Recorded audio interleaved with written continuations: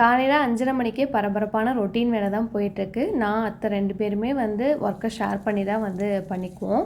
நைட்டே வந்து பூண்டு குழம்பு, சுரக்காய் அவியல்னு பிளான் பண்ணி தோட்டத்துலேருந்து ஒரு சுரக்காயும் வந்து பறித்து வச்சிட்டோம். அத்தை வந்து சாதம் வச்சுட்டு எனக்கு எந்த வேலையும் இல்லை குடு நான் சுரக்காய் கட் பண்ணி கொடுக்குறேன்னு கேட்டாங்களா, அவங்ககிட்ட கொடுத்துட்டு பூண்டு குழம்புக்கு தேவையானதாக வதக்கிட்டு குழம்பு காய் தாளிச்சோட வெங்காயம்லாம் கட் பண்ணி வச்சுட்டு இருந்தேன். இவங்க 2 பேரும் பார்த்தீங்கன்னா அத்தை எழுந்திரிக்கும் போதே எழுந்திரிச்சிருவானுங்க.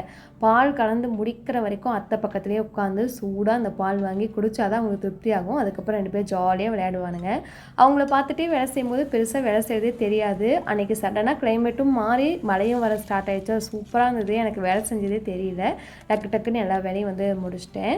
நிறைய பேர் இன்னும் லாங் வீடியோ போலின்னு உரிமையாக கோச்சிக்கிட்டீங்க.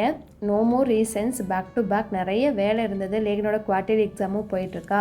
அதனால் அவனோட ஸ்டடீஸ்லையும் கான்சன்ட்ரேட் பண்ண வேண்டியதாகிடுச்சு. எந்த ரீசனும் கொடுக்காம நாளைக்கு மதியம் 2 மணிக்கு நியூவாக லாங் வீடியோ போஸ்ட் ஆயிடும். டைம் கிடைக்கும் போது செக் பண்ணி பாருங்கள். எல்லாமே ரெடி பண்ணிவிட்டு தீபியும் வந்துட்டா. அவள் வடகம் கேட்டால் அதனால் அதுவும் கொஞ்சம் பொரிச்சு கொடுத்தேன். தீபி வந்ததும் அவளுக்கு டைம் இருந்தால் எனக்கு காஃபி, அவங்க 2 பேர்த்துக்கு பால்னு ஆற்றி அவளே வந்து எல்லாம் ரெடி பண்ணிடுவான். நான் ரிலாக்ஸாக உட்காந்து குடிப்பதுக்கப்புறம்